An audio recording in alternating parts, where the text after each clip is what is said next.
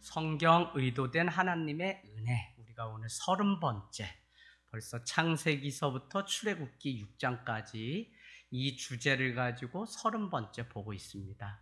중요한 것은 성경 안에 감춰진 것들이 있는데 그 안에 그 모든 것조차도 하나님의 은혜가 감춰져 있다는 사실을 우리가 생각해 보면 우리 인생에 수도 없이 풀리지 않는 그 수수께끼 같은 문제들이 우리 삶 뒤에 감춰진 하나님의 손길을 보게 하는 이유가 될 것입니다. 그런 면에서 우리는 역사를 안다는 것은 참 중요하고, 우리가 그것이 세상에 속한 역사일지라도 하나님이 운행하심으로 여기까지 온 역사이기 때문에 바로가 주장하고 헤롯이 다스리던 세상의 역사 같지만 여전히 하나님이 그 가운데 함께 계심을 우리는 믿게 됩니다. 하나님이 어떻게 일하시는지를 우리는 볼 수 있고, 무너질 것 같고 다 꺼져가는 것 같은데도 하나님의 손길이 그것을 건져내셔서 역사의 주인이 하나님이라는 사실을 우리에게 보여주시는 이 역사, 이것을 우리가 알게 되면 결국은 하나님이 다른 분이 아니라 하나님이 하나님 되심을 세상 역사조차도 우리에게 증거하고 있다는 사실입니다.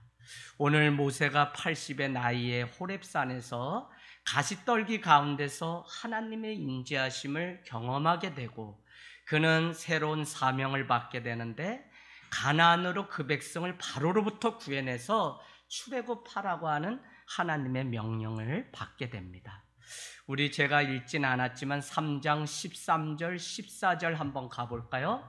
3장 13절 14절, 그래서 놓친 본문이지만 다시 돌아가서 다시 또 보고 이렇게 복습을 하려고 합니다. 3장 13절 14절 내용은 이런 것입니다. 모세가 바로가 자기에게 너가 와서 지금 말을 하는데 그의 이름이 무엇이냐라고 물을 텐데, 그러면 주님 내가 무엇이라고 말을 해야 됩니까? 라고 했더니 이렇게 말씀하는 것입니다. 나는 스스로 있는 자라 라고 말하라는 것입니다. I am who I am. 더 쉽게 얘기하면 무엇이냐면 나야 나, 이런 의미예요. 아니 하나님, 바로가 그 이름이 무엇이냐고 물으면 뭐라고 이야기할까요? 했는데 하나님은 그냥 나는 스스로 있는 자야. I am who I am. I am that I am. 나야 나라고 그냥 말을 하라고 그렇게 가르쳐주고 있습니다. 저는 이 말씀이 나는 나라는 뜻인데 결국은 나는 그 어떤 것으로도 설명할 수 없는 동시에 나는 내 스스로 드러내시는 분이라고 하는 의미가 있다는 것입니다. 사람들이 무엇인가를 설명하고 무엇은 도움이 있어야만 그것을 개념을 규정하고 그 이름을 지을 수 있잖아요. 그런데 하나님이라는 분은 인간의 설명과 무슨 도움으로 설명해낼 수 있는 방법이 전혀 없는 분이라는 것입니다. 하나님은 스스로 있는 자인데 이 말씀을 저는 이렇게 적용합니다. 하나님은 그냥 하나님이시라는 겁니다. 그래서 이 세상의 역사를 우리가 아는 것조차도 가만히 들여다보면 하나님이 다 운행하시고 역사의 주인이신 하나님이 지금도 통치하시고 주관하고 계시다는 사실을 우리에게 보여준다고요. 그래서 우리는 이 성경을 통해서 지금 역사로 계속 이렇게 모세오경을 가고 있는데 결국은 하나님이 스스로 계셔서 하나님 나라의 일을 만들어가고 있다는 사실을 우리가 믿게 돼요. 그러고 보면 우리가 뭘 해야 되고 무엇을 막 이렇게 해서 그걸 앞당기려고 하고 막 이런 우리의 안에 그런 요소들이 있는데 사실은 우리가 움직이지 않는 그때에도 하나님 스스로는 계속 역사의 주관자가 돼서 지구의 자전과 공전을 움직이시고 돌리시는 것처럼 일하시고 계신다는 사실을 우리가 배우게 됩니다. 여러분, 역사를 알면 알수록 하나님의 손길이 다 거쳐간 흔적뿐입니다. 오늘 여기에 있는 우리 한 사람의 인생 역사만 해도 하나님의 손길이 미치지 않은 것이 없습니다. 모든 곳마다 하나님이 친히 운행하시는 것을 우리는 알 수 있습니다. 그래서 우리는 지난주 모세와 아론은 바로에게 가서 그 백성을 이끌고 가겠다고 말하면서 우리가 한번 볼까요? 5장 1절에 뭐라고 말씀했냐면 그러면 그들이 광야에서 내 앞에 절기를 지킬 것이라 하셨나이다. 바로가 이르되 여호와가 누구이기에 내가 그의 목소리를 듣고 이스라엘을 보내겠느냐. 나는 여호와를 알지 못하기 때문에 절대 이스라엘을 보낼 수 없다라고 그렇게 말을 하는 장면이 나옵니다. 주님, 나는 입술이 뻣뻣해서 못 갑니다. 못 가요. 아니다. 내가 미리 다 알고 아론을 준비해 놓았는데 너는 무슨 그런 말을 하냐. 하나님 역사가 여기서 끝나는 거 아닙니까? 나일강변에 그 갈대 상자에 담아서 버렸던 그 아이를 지키시려고 하나님은 그의 누이를 준비하고 계시고 미리암을 준비하고 있다가 나일강변에 때마침 나와서 목욕하는 바로의 공주를 통해서 그 아이를 구원하게 되고 그를 보니까 뭐예요? 히브리 산의 아이이기 때문에 잽싸게 와서 이렇게 묻습니다. 바로 공주여, 이 산의 아이가 히브리 사람이니 히브리 산파를 데리고 오면 어떨까요?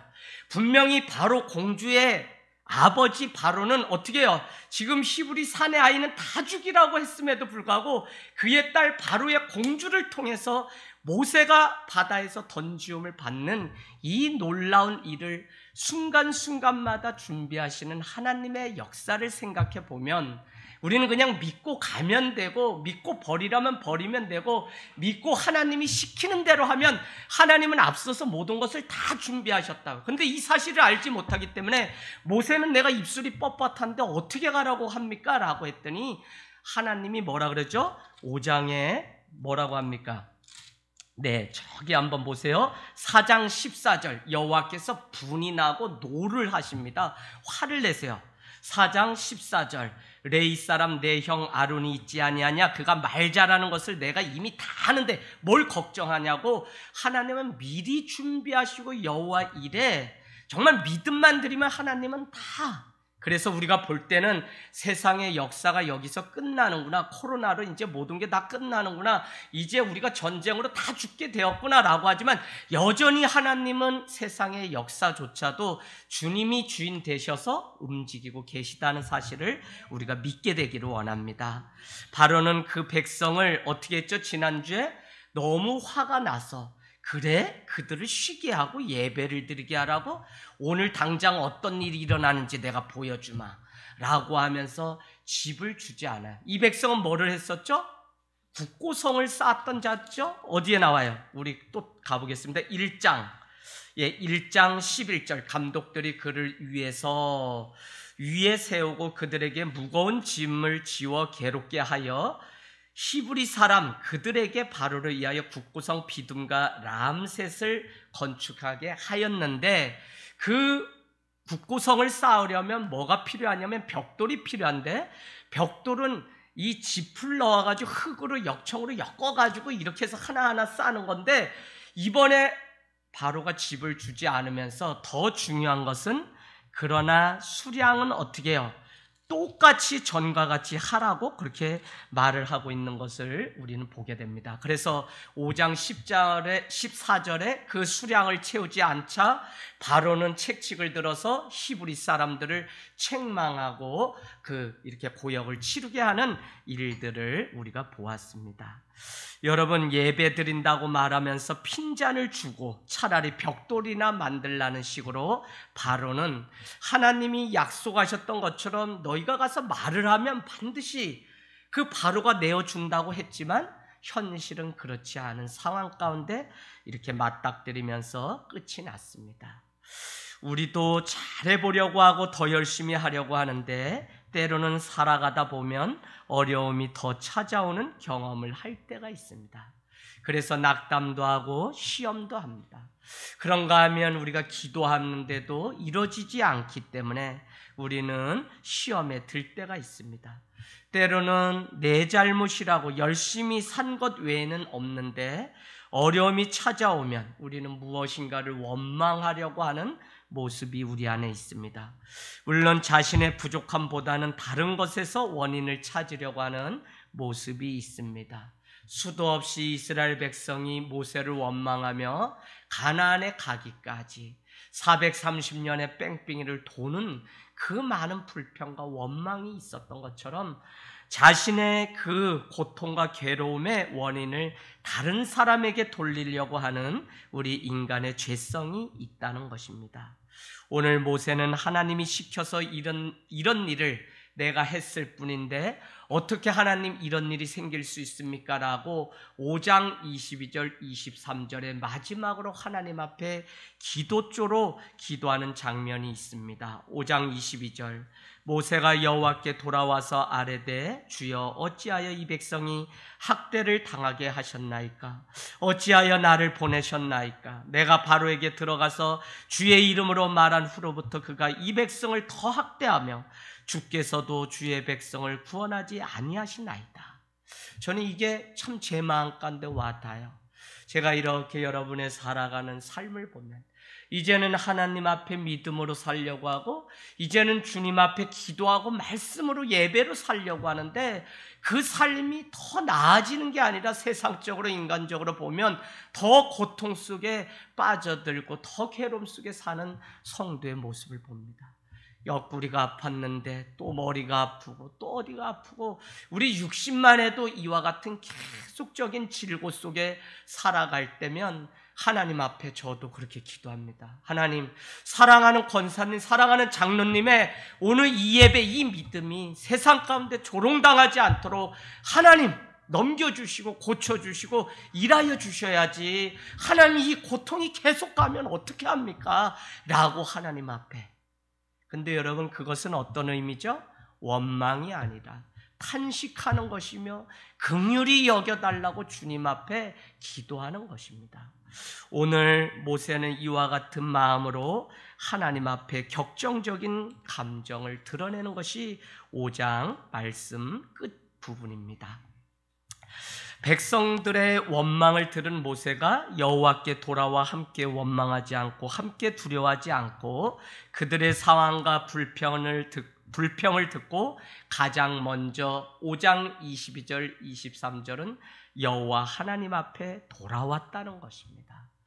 우리도 삶의 순간 이렇게 길이 막힐 때마다 사실은 믿음의 눈으로 보면 다 막혔어도 한 생명의 바늘구멍 같은 그 틈이 있는데 그것이 예수 그리스도께서 죽어주심으로 보혈의 통로를 내신 그것 외에는 살 길이 보이지 않을 때가 너무 있어요.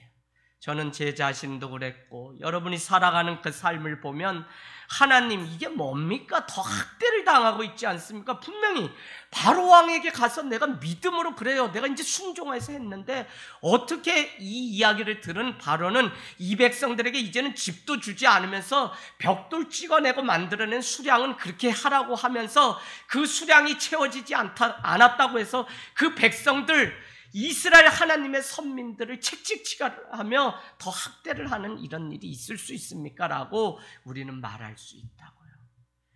그랬는데 오늘 하나님은 모세에게 다시 말씀합니다. 6장 1절 여호와께서 모세에게 다시 이르시되 이제 내가 바로에게 하는 일을 너에게 보이리라. 너에게 보이리라 거기 표시해 놓으세요. 내가 보리라 라고 하는 것은 너에게 보임. 어떻게 해요? 하나님이 이제는 이 일 가운데 그래 바로가 하지 않았다고? 그러면 내가 친히 개입해서 이것이 누가 움직이고 누가 강한 것인지 내가 보여주겠다고 오늘 모세와 아론에게 말씀하고 있습니다. 사방이 막혀서 되지 않아요. 인간적인 방법으로는 안 돼요. 다 끊어졌어요. 관계도 다 끊어지고 도와줄 사람도 없어요. 도울 방백도 의지하지 말라고 시편이 우리에게 말씀합니다. 그런데 하나님은 그때 나타나셔서 뭐라고 말씀하시냐면 내가 친히 내가 누구인지 보여주겠다고 말씀하고 있습니다. 할렐루야. 그러면서 뭐라고 말씀하시냐면 오늘 이렇게 말씀합니다. 강한 손으로, 여러분 동그라미처럼 써요. 강한 손으로 말미암아 바로가 그들을 보내리라. 또 한 번 강한 손으로 말미암아, 동그라미 치세요. 바로가 그들을 그 땅에서 쫓아내리라 라고 하는 것입니다. 여러분 오늘 강한 손으로 주님은 일하시겠다는 것입니다. 우리 모세와 아론이 가서 그렇게 이야기를 해도 우리가 아까 보았잖아요. 5장 말씀에 보니까 하나님이 누구고 여호와가 누군데 내가 뭘 믿고 너희를 이스라엘 이 백성을 너를 통해서 내어 보내주겠냐. 나 그럴 수 없다는 거예요. 어디 나왔어요? 5장 2절에. 그러면서 너희가 편해서 이런 소리를 하는구나. 너희의 노역을 내가 어떻게 시키는지 나는 너희에게 집도 주지 않고 더 내가 일을 시킬 테니 한번 싸고져 봐라 라고 하는 식으로 바로가 그 악행하는 모습을 우리는 보게 됩니다. 여러분, 오늘 주님은 친히 바로의 마음을 움직이셔서 이스라엘 백성을 쫓아내는 일, 첫 번째 뭐였죠? 강한 손으로 말미암아 이스라엘 백성들을 보내게 하는데, 이번에는 강한 손으로 말미암아 바로가 그들을 그 땅에서 쫓아내게끔, 내어 쫓게끔 하겠다는 거예요. 그러니까 뭐예요? 하나님이 얼마나 강하신지 애굽 그 땅에 무슨 일이 사건이 일어나게 되면 바로가 두려워서 하나님의 이름 앞에 떨면서 그 백성을 내어 쫓을 수밖에 없는 일들이 곧 생길 것을 우리에게 말씀합니다. 여러분, 때로는 사람이 움직이지 않아요. 때로는 마음도 몰라져요. 때로는 우리 기도도 응답이 더뎌요. 그래도 우리가 기도하고 하는 것은 하나님이 움직이시면 그의 인생이 그냥 바람에 나는 겨처럼 하루아침에 옮겨질 수 있기 때문에 하나님이 친히 하게 해달라고 끝까지 붙잡고 기도하는 것이 상달되는 기도의 비결이라는 것입니다. 우리는 하나님 앞에 기도할 때가 있지만 하나님은 절대 그런 분이 아니라 지금도 강한 손으로 지존자의 은밀한 날개 가운데 감춰서 우리를 보호하셨기 때문에 한 사람의 인생이 남녀가 결혼해서 내가 태어나고 내가 또 자라서 군대를 가고 결혼하고 또 내 몸에서 자녀가 태어나는 이런 일들을 보게 되면 이것은 내가 뭘 만들어낼 수 있는 능력이 아니라 하나님이 강한 손으로 우리의 인생을 이끌고 만들어 가신다는 사실을 우리는 우리 인생만 봐도 경험하고 느낄 수 있다는 것입니다. 그러면서 하나님은 계속해서 모세에게 말씀합니다. 3절에서 6절 말씀은 이런 내용입니다. 아브라함과 이삭과 야곱에게 전능의 하나님이 나타났다는 거예요. 지금까지 우리가 창세기를 보면 아브라함, 이삭, 야곱에게 하나님이 누구신지 순간순간마다 나타나셨죠? 아브라함에게는 언제요? 아브라함 조카 롯에게 땅을 양보했을 때도 나타나셔서 꿈으로 비전을 보여주십니다. 무별과 같이 모래알과 같이 내 백성을 심히 창대하게 하시겠다는 약속을 계속 보여요. 이삭은 부엘세바에서 그 우물을 파고 그러면 와서 어떻게 해요? 블레셋 사람들이 메우지만 그는 또 참고 또 참고 장막을 옮겨서 또 우물을 파면 그의 수확이 100배를 얻었다라고 하는 이삭의 인생의 경험이 있습니다. 야곱도 그러죠. 베델에서 하나님이 여기에 계셨구나. 환도뼈가 부러지면서 여기에서 정말 천사와 겨루어 이긴 하나님의 그 은혜를 경험해서 형과 화해하는 장면들이, 요셉 역시 그랬죠. 그가 옥중에 들어가도 요셉이 함께 하나님과 함께함으로 형통하더라. 그는 늘 꿈을 꾸었습니다. 그러면서 하나님의 비전을 보고 하나님의 일들을 준비하는 애굽의 총리가 됐던 것을 알 수 있습니다. 그래서 전능의 하나님으로 나타났지만 여호와의 그 이름을 그들에게 알리지 않았다는, 내가 여호와다, 내가 하나님이다 라고 알리지 않았다는 것입니다. 그러면서 뭐라고 말씀하시냐면 가나안 땅을 그들에게 주기로 하신 언약이 있었는데 오늘 이스라엘 자손의 무슨 소리요? 신음소리. 어디 나옵니까? 5절에 이제 애굽 사람이 종으로 삼은 이스라엘 자손의 신음소리를 내가 듣고 나의 언약을 기억하노라.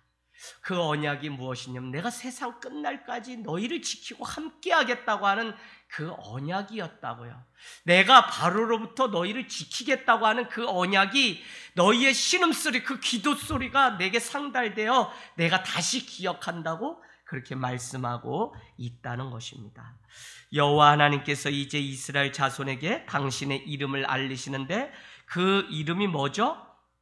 나는 뭐예요? 6절에 보니까 나는 여호와라 라고 말씀하고 있습니다. I am the Lord. 나는 여호와라 라고 해.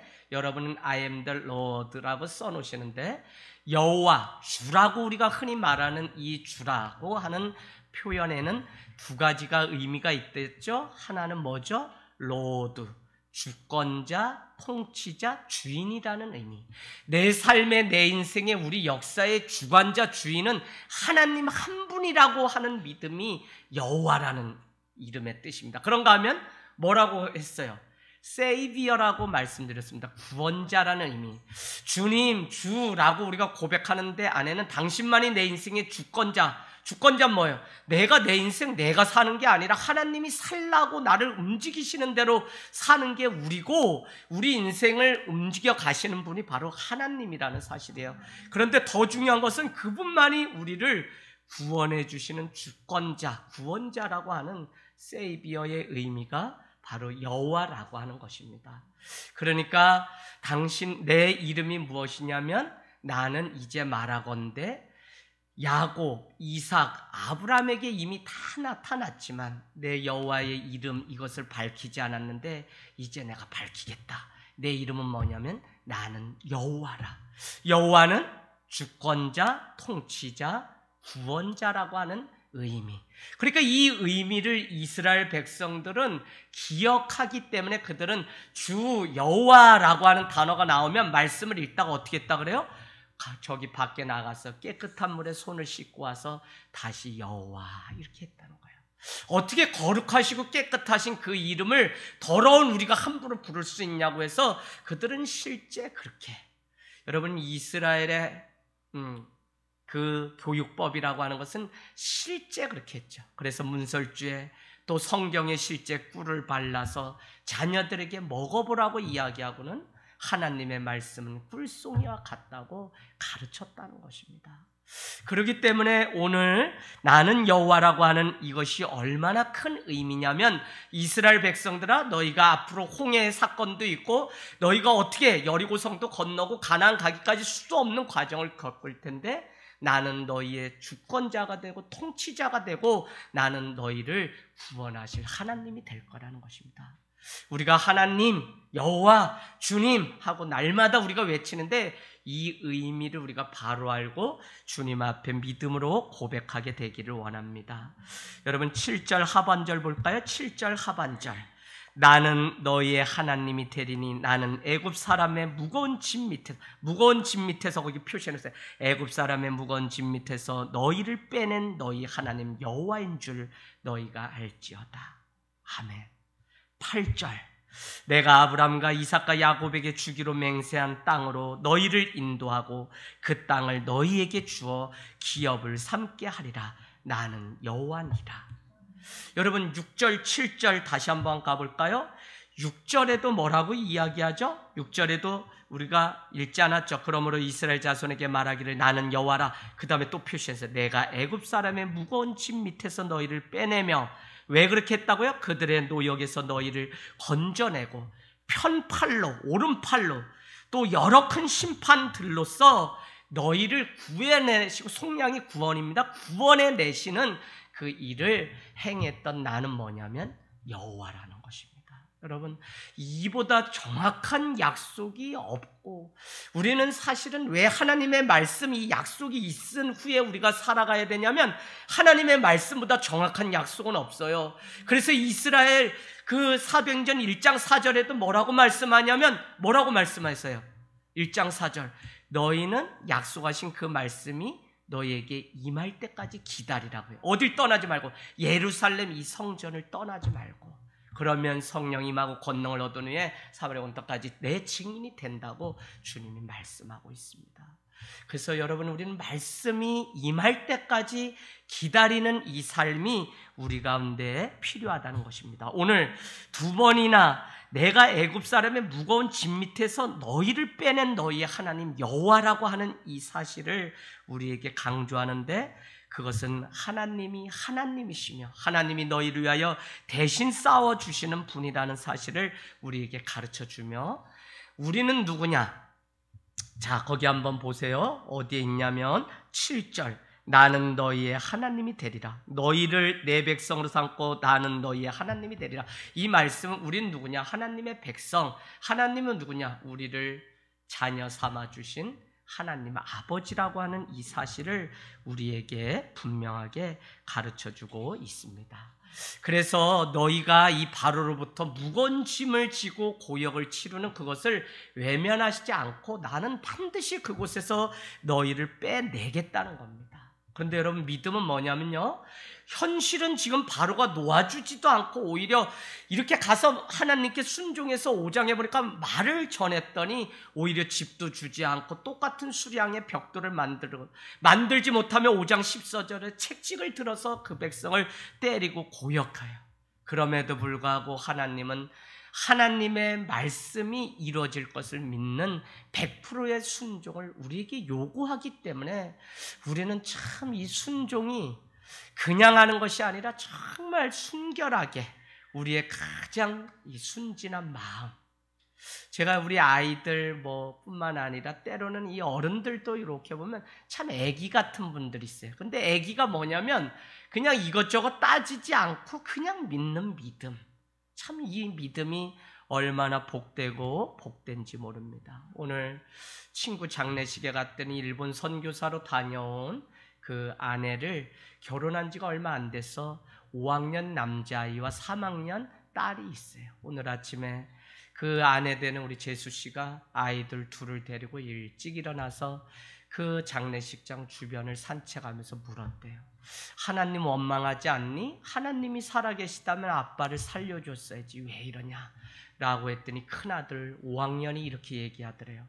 아빠가 그동안 세상에서 열심히 살고 이랬는데 아빠가 5년 투병하는 동안에 하나님 앞에 얼마나 진실되게 살려고 했는지 엄마 나는 알아요. 아빠가 건강 회복했으면 다시 또 그렇게 살 텐데 하나님께 가장 사랑하는 모습으로 천국에 갔으니까 저는 서운하지 않아요. 이러는 거예요. 나는 가가지고 그래서 걔를 다시 가서 이렇게 안아줬는데 걔는 그 믿음이 벌써 있더라고요.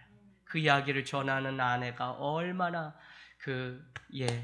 재수 씨가 우는지, 자녀 앞에 정말 이 순결한 믿음을 물려주고 간 남편의 그 믿음이 저는 아무렇지도 않고 괜찮아요 라고 얘기하는데, 야, 이런 믿음 물려줘야 되는데 잘 살아야 되겠다는 생각이 마음 가운데 들었습니다.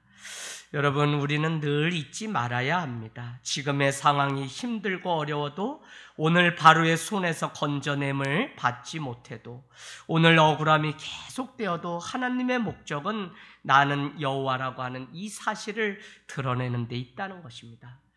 2장 2절 6절 우리 한번 표시해 놓으세요. 2절에 표시해 놓으세요. 2절 나는 여호와라. 6절에 표시해 놓으세요. 나는 여호와라. 7절에 표시하세요. 나는 여호와라. 8절 나는 하나님 여호와라.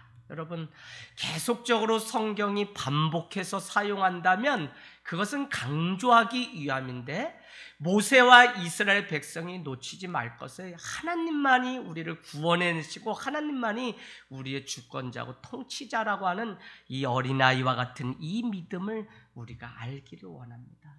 때로는 살아가다 보면 겪지 않아도 되는 일이 얼마나 많은지, 때로는 겪지 않아도 되는 훈련과 눈물이 얼마나 많은지, 그런데요, 아쉽게도 하나님은 그 일을 통해서 내가 여호와 하나님이라는 사실을 이제라도 우리가 더 순결한 믿음으로 이해하고 받아들일 수 있도록, 그러니까 성도가 고통받는 이것에는 뭐예요?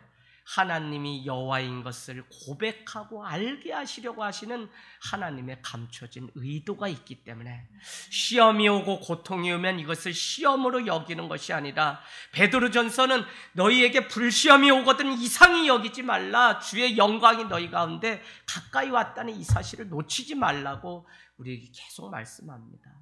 여러분, 시험이 우리를 통과한 후에 축복의 학교, 영원한 학교로 가게 하는 하나님의 방법이라는 것입니다. 8절 보세요. 아브람과 이삭과 야곱에게 주기로 맹세한 땅으로 너희를 인도하고 그 땅을 주어서 기업을 삼게 하리라. 나는 여호와라 하셨다라는 말씀대로 모세가 오늘 이스라엘 백성들에게 그 말씀을 그대로 전하지만, 마음이 상하고 또 가혹한 그 노역으로 마음이 다 다친 상태가 이스라엘 백성들의 모습입니다. 그렇기 때문에 결론은 모세가 전하는 하나님의 말씀을 듣지 않았다는 것입니다. 여러분, 하나님의 백성, 선민이었던 이스라엘 백성들은 하나님에 대한 온전한 신뢰가 없었던 것 같아요. 오늘 믿음으로 발을 내딛어야만 홍해가 열리고 믿음으로 발을 내딛어야만 모맹물이 가득한 그곳에 요단강물이 출렁이는 그곳에 마른 땅같이 돼서 언약궤를 맨 대제사장이 발을 내딛고 건널 때 여호수아 2장 3장에 보면 내디딜 때 마른 땅이 되는데 여리고성이 돌아야만 무너지는데 이 사실을 지금 계속적으로 약속하시고 앞으로 있을 더 많은 일을 경험하게 되면 그때 놓치지 말아야 되는 게 뭐냐면 내가 여호와 하나님이라는 이 사실을 절대 놓치지 말라고 계속적으로 우리에게 말씀하고 있다는 것입니다. 저는 제가 지금까지 이렇게 살아온 믿음 생활하면서 더 고백하면 하나님 안 믿었으면 차라리 이런 훈련이 없었을 것 같아. 훈련을 받아도 몰랐을 것 같아. 그런데 하나님을 믿고 나니까 우리 식구를 다 구원하시려고 하나님이 얼마나 뺑뺑이를 돌리고 이렇게 힘들게 사람을 그냥 피를 말리는지 애간장이 다 녹는다는 말을 알 수 있어요. 누구라도 아프다 그러고 누구라도 형제 중에 병원 간다 그러면 바람 잘 날이 없어요. 사실 솔직히 말해서. 그러면 장남인 저는 막 누이가 어디 아프다, 누이 애들 조카들이 어디 아프다, 얼마나 신경 쓸 일이 많고 기도할 내용이 많겠어요. 그러나 하나님은 한 사람을 택해서 가문을 변화시키고 민족을 변화시키려고 하는 것이 하나님의 뜻입니다. 아브라함 한 사람이 복의 근원이 되게 하신 것은 여러분 다른 게 아니에요. 여러분 자체를 복의 근원으로 2장 3절 창세기 2장 3절 안식 후에 우리를 복되게 하사 거룩하게 안식일을 지키게 했다고 하는 안식하게 하였다고 하는데 우린 누구냐? 복받은 존재라고 하는데 왜 복을 주셨냐면 이 복으로 다른 사람에게 나누게 하시려고 복을 우리에게 주었다는 것입니다. 그래서 여러분 우리가 이 복을 누리고 받기까지는 이와 같은 눈물 속에서 살아가야 되는데 아브라함을 본토 친척 아비집을 떠났을 때 복의 근원, 복 자체라고 그렇게 말씀하고 있는 이유가 뭐냐면 바로 우리가 받은 이 복을 세상 열방 가운데 전하기 위해서. 그러나 더 중요한 것은 아브라함 한 사람이 받은 복이 아니라 아브라함이 받은 복이 이스라엘 민족이 받은 복이 되게 하시는 것을 보면 우리 한 사람이 하나님 앞에 서서 바른 믿음으로 서면, 에스더가 바른 믿음으로 살면, 모르드게가 금식하고 굵은 베옷을 입고 바로 서면 그 백성들이 조서를 받자마자 누가 시킨 것도 아닌데 곳곳에 들어가서 금식하고 눈물로 회개하며 하나님 앞에 도움을 간청했던 주일 말씀과 같이 난 사람이 미랄로 썩어지기 시작하면 하나님은 반드시 민족이 이 가문이 변화되는 놀라운. 그래서 여러분 기도하십시오. 다 주님께로 돌아올 때까지 우리가 울고 기도하면 내 한 사람이 받은 이 복이 가문을 변화시키고 새로운 역사를 이뤄가는 것을 믿게 됩니다. 이것이 바로 우리 삶에 늘 함께 하시는 임마누엘의 그 하나님의 은혜라고 하는 사실입니다. 10절에서 11절 가보세요. 10절에서 11절 여호와께서 모세에게 말씀하시어 들어가서 애굽왕 바로에게 다시 말하라는 거예요. 지금 죽겠다고 하는데 이번에 슬슬 달래감이 약속한 거 다시 내가 기억한다라고 말씀하시고는 다시라는 단어는 없지만 다시 바로에게로 가라는 것입니다. 여러분 사도 바울이 에베소 교회를 떠나면서 그에게 장로들에게 부탁합니다. 그들의 목을 안고 기도합니다. 우리 사도행전 가볼까요? 자, 사도행전 16장인가요? 네.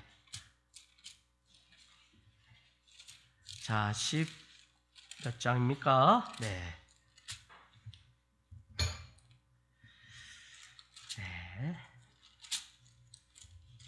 에베소 9장 아니다. 20장입니다. 20장. 자, 20장 23절 여러분 표시해 놓으세요. 성령은 분명히 말씀하셨어요. 각 성에 들어가서 너가 증언하게 되면 그곳에는 결박과 환난이 기다린다고 말씀하십니다. 하나님이 다 알려주시고 일하시는 거지 그냥 무턱대고 가라고 안 해요. 말씀을 듣고 말씀대로 살아가면 하나님은 이미 우리에게 꿈으로 말씀으로 다 보여주시고 일을 하신다니까요. 그래서 자, 사도 바울이 에베소 교회를 사역을 마치고 그는 이제 떠나가는데 주님이 이렇게 말씀하십니다. 각 성에 들어가서 내가 증언하면 환난과 핍박이 기다린다고 하나 24절 내가 달려갈 길과 주 예수께 받은 사명 미션 곧 하나님의 은혜의 복음을 증언하는 일을 마치려 하면은 나의 생명조차 조금도 귀한 것으로 여기지 않는다.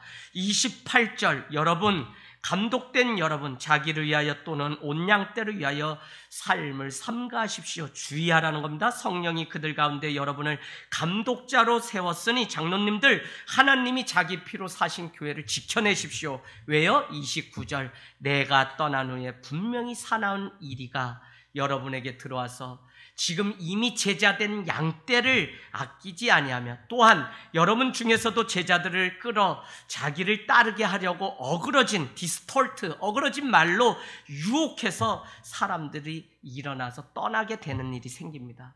그러나 여러분 생각해 보십시오. 내가 밤낮 3년 동안 쉬지 않고 눈물로 사람을 훈계했던 것을 여러분 기억하십시오. 32절 지금 내가 여러분에게 주와 동그라미 치세요. 주와 또 하나는 뭐죠? 은혜의 말씀 위에 이 교회를 부탁한다. 교회 성찬도 있고 많은 거 있어요. 그래서 그 위에 여러분 이 교회를 잘 세워가십시오 라고 할 것 같지만 사도 바울은 주님 예수 그리스도와 예수 그리스도인 즉 말씀 위에 이 교회를 든든히 믿음의 감독들이여 잘 세워가라고 말씀하고 있다는 것입니다. 여러분 우리가 이 사명이 있기 때문에 우리는 죽을 수 없고 사명이 있기 때문에 다시 가요. 우리는 뭘로 하냐면 콜링, 소명, 그죠? 하나님이 우리를 부르신다라고 하는 이 소명 의식을 가지고 살아가는데 왜 우리를 부르셨냐? 두 번째는 사명을 주시려고 우리를 부르셨다는 거예요. 그래서 오늘 모세에게 다시 오늘 하나님은 10절 11절에 부르셔서 다시 그 땅으로 돌아가라고 그렇게 말씀하고 있는 것을 우리는 보게 됩니다. 11절 들어가서 애굽 왕 바로에게 말하여 이스라엘 자손을 그 땅에서 내보내게 하라라고 말씀하라는 것입니다. 그러면서 여러분 12절에는 자신은 입이 둔한 자라고 말해요. 둔하다는 것은 입에 할례를 받지 못했다, 지혜가 없다라는 의미입니다. 그러나 13절은 여호와께서 모세와 아론에게 말씀하사 그들로 이스라엘 자손과 애굽 왕 바로에게 명령을 전하고의 동그라미 치세요. 전하고 이스라엘 자손을 애굽 땅에서 인도하여 내게 하시느니라 라고 말씀합니다.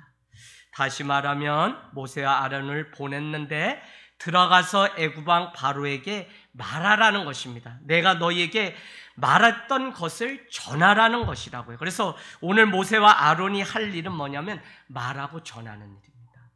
우리 하나님의 백성 주님의 제자로 살아가는 우리는 말하고 전하는 이걸 뭐라면 증인이라고 말합니다. 누가 나를 위해서 증인이 되어줄 사람이 없냐고 주님은 말씀하세요. 누가요? 누가복음의 24장의 맨 마지막에 하면 너희는 이 모든 일의 증인이다 라고 말씀합니다. 찾아가 보세요. 누가복음 24장 맞나요? 예. 자, 사복음서는 맨 마지막에 승천하시고 다시 재림의 주로 오실 주님은 마지막에 이와 같은 유언 한마디를 다 남기셨는데 예, 누가복음 24장. 네. 그렇기 때문에 우리는 증인된 삶, 선교자의 삶, 선교사, 전도자의 삶을 살아야 돼요. 24장 48절. 네, 맨 마지막에 나오죠. 부활하신 주님은 내가 다시 온다고 말씀하시고는 48절 맨 마지막 장에 너희는 이 모든 일에 뭐라고요? 증인이라는 거예요. 증인. 자, 49절에 그러면서 뭐라고? 볼지어다 내가 내 아버지께서 약속하신 것을 너희에게 보내리니 너희는 위로부터의 능력이 입혀질 때까지 이 성 예루살렘에 머물라고 얘기하고 누가 복음을 썼던 누가는 사도행전을 지은 자이기 때문에 사도행전 1장 4절은 하나님의 약속하신 말씀이 임할 때까지 예루살렘을 떠나지 말고 기다리라고 똑같은 말씀을 반복해서 하고 있는 것을 우리는 보게 됩니다. 여러분 우리는 누구냐면 증인입니다. 그래서 성령을 받고 권능이 임하면 온 유대 사마리아 땅끝까지 이르러 내 증인이 되리라고 말씀했어요. 누가가. 그래서 여러분 우리는 누구냐면 증인이에요. 그런가 하면 사도행전 가볼까요? 사도행전. 자, 사도행전 어디로 가냐면 4장 19절 20절 4장 19절 20절 18절 읽겠습니다. 3장에 등장하는 내용이 뭐였죠? 40년째 앉아 구걸하는 그 사람을 나사렛 예수 그리스도의 이름으로 이렇게 세웠거든요. 그랬더니 그 소문이 솔로몬 행각에 다 퍼지게 되고 그 베드로와 요한을 옥에 갖다 가두게 됩니다. 4장 17절 민간에게 이 소식이 더 퍼지는데 퍼지지 못하게 하려고 아무 말도 하지 못하게 유대 관원들이 해요. 그러면서 18절에 그들을 불러서 경고하여 도무지 예수의 이름으로 이 일을 했다고 말하지만 말라고 그렇게 얘기합니다. 그랬더니 19절 베드로와 요한이 뭐라고 얘기하냐면 하나님 앞에서 너희의 말을 듣는 것이 하나님의 말씀을 듣는 것보다 차라리 낫다. 난 그럴 수 없다. 내가 그러면서 뭐라고 20절 우리는 보고 들은 바를 말하지 아니할 수 없다. 이게 뭐예요? 보고 들은 바를 말하지 않을 수 없다. 이게 뭐예요? 증인이 증인. 왜 오늘 가서 우리가 하나님의 사랑, 하나님이 어떠신 분인지 왜 말을 못하냐면 보고 들은 바가 정확지 않기 때문에 그래요. 오늘날 교회가 왜 무너지고 왜 교회가 정말 하나님의 일에 관심이 없고 세상 사람들이 보는 그것에 관심을 갖냐면 하나님의 정확하신 일이 마음이 어디 있는지를 보고 듣지 않았기 때문에 그래요. 여러분 요한일서로 가보세요. 요한일서 1장 1절 이 말씀이 다 연결되고 이어지는데 요한일서 1장 1절 요한일서는 요한계시록 앞에 있습니다. 1장 1절 자 뭐라고 얘기하냐면 신약 388페이지에 있어요. 요한계시록 앞에 맨 뒤에 있어요. 요한일서 1장 1절 태초부터 있던 생명의 말씀에 관하여는 우리가 어떻게 해요? 들은 바, 눈으로 본 바, 자세히 보고 우리의 손으로 만진 바라고요. 이게 증인이라고 보고 듣고 만진 사람이 이게 증인이에요. 뭐가 태초의 말씀이 하나님의 어떤 분이신지를 이게 정확히 해야 돼요. 그건 즉 뭐냐면 2절에 이 생명이 나타났는데 이 영원한 생명을 우리가 보았고 증언하여 너희에게 전하노니 이는 아버지와 함께 계시다가 우리에게 나타나신 바 됐다. 3절 우리가 보고 들은 바를 어떻게 너희에게 전함은 너희로 우리와 뭐가 있게 하려고? 사귐이 있게 하려고, 교제가 있게 하려고, 구원이 있게 하려고 이 보고 들은 바를 내가 전하고 기록한다는 거예요. 그러면서 4절 우리가 이것을 쓰면 우리의 기쁨이 충만하게 하고 5절에는 하나님은 빛이신데 너희 가운데 빛이라고 하면서 빛이 없으면 너희는 어둠 가운데 거하는 자고 너희는 스스로 속이는 자다라고 얘기합니다.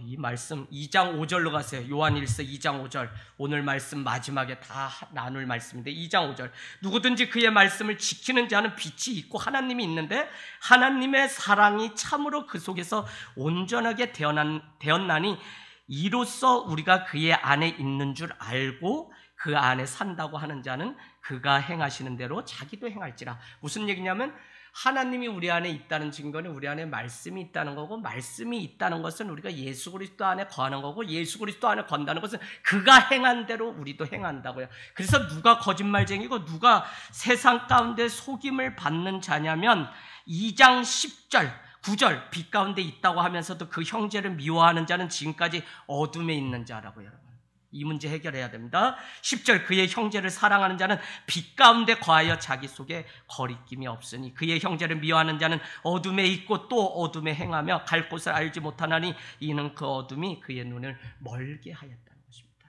여러분 요한일서에 관심 있으시면 하늘땅교회 이지양 목사 요한일서 치시면 47번 뜨겁게 그때도 한 10명이 부흥이 이 말씀하는 동안에 새로운 영혼들 만난 때가 있기 때문에 제 머리에 계속 이잡듯 왔다 갔다 하는 말씀이 야고보서랑 참 많은 부흥이 있었어요. 사도행전 때도 15명을 막 76번 하는데 다음 팟에 가시면 찾으시면 제가 지금 들어도 지금은 아닌 것 같아. 제가 봐도 그때 논밭에서 교회도 없을 때 막 그냥 아무것도 없이 뭐 세상 사람들이 내 유튜브 보기나 해요. 그러니까 그냥 불을 얼마나 내질렀는지 막 불타더라니까요. 여러분 찾아서 꼭 들어보세요. 말씀 가운데 우리가 살기를 원합니다. 자, 오늘 이스라엘 자손과 애굽 왕 바로에게 가서 전하라고 한 대로 그 명령을 전하라는 것입니다. 여러분, 세상은 말씀대로 돌아가고 주님이 빛이 있으라니 그 말씀대로 빛이 있었고, 저녁이 되고 아침이 되니 첫째 날이 말씀으로 인해서 시작되었습니다. 말씀이 우리 가운데 있으면 우리는 빛 가운데 살아가는 자녀가 됩니다. 그렇기 때문에 이사야서 40장 8절은 풀도 어때요? 꽃도 시들고 마르나 하나님의 말씀은 영원히 설이라고 우리에게 말씀합니다. 그래서 우리는 오늘 다시 말씀하시고 다시 약속하시고 바로에게로 모세와 아론을 또 보내시는데, 이 말씀이 자기 가운데 확신이 되고 믿음이 돼야만 이 말씀대로 우리는 살아가요. 그렇지 않으면 계속 요동하고 그렇죠.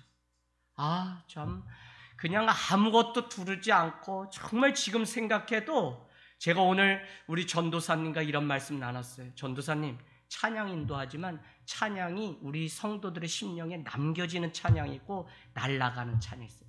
예배가 우리 가운데 인생을 변화시켜 붙들리는 예배가 있고 가는 예배가, 말씀이 그래요. 그래서 전도사님 기도하면서 정말 찬양 준비하고, 이게 아니라 정말 전도사님 오늘 찬양 뜨겁게 했어요. 달라요. 그냥 이 시간 20분 똑같이 해도요, 영으로 하는 찬양과 영으로 하는 말씀은 다르다니까요. 그래서 우리가 정말 아무것도 없는데, 두르지 않았는데 영이신 하나님 앞에 예배하고 막 했던 이 개척대를 생각해보면, 또 수원신학교에서 학생들이 찾아서 하늘땅교회가 어떻게 시작했나요? 또 사람을 보내. 그러면 내가 그냥 개척대 논밭에서 막 그냥 눈 맞으면서 막 이렇게 했는지 몰랐대요. 권사님은 수요예배 설교 들으시고 막 우셨어요. 목사님, 쬐꼼해서 세상을 움직이고 당당해서, 목사님은 그 뒤에 마치 우리 집사람이 결혼할 때, 아니 전도사님은 좋은데 사모는 부담스러워서 싫대요.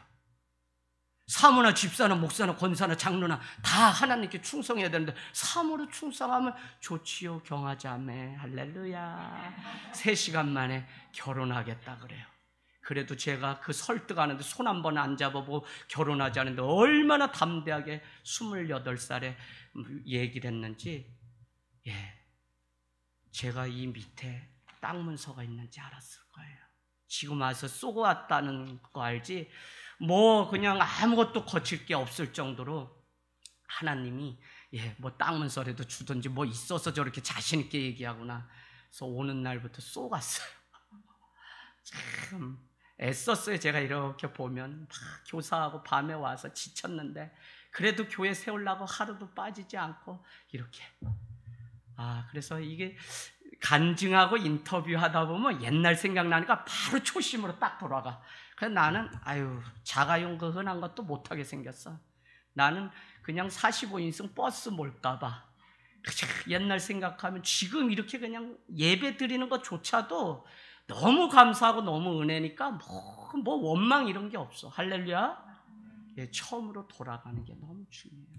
처음에 모세에게 분명히 하나님은 가시떨기 가운데 인생 80에도 불러서 내가 너를 쓰겠다고 분명히 바로에게 가서 말하면 내가 다 알아서 하겠다고 약속하셨다. 그래서 말씀이 우리의 삶을 움직여야만 우리는 하나님을 따라갑니다. 여러분, 출애굽기, 제 얘기가 아니에요. 출애굽기 가서 표시해 놓으세요. 4장 21절 23절. 이것도 우리가 안 봤어요.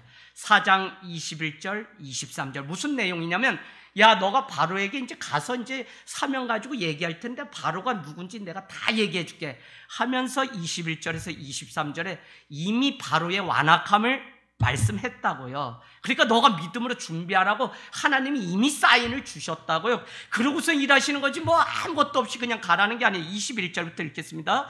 여호와께서 모세에게 이르시되 너가 애굽으로 돌아가거든 내가 내 손에 준 이적을, 그 이적이 뭐였죠?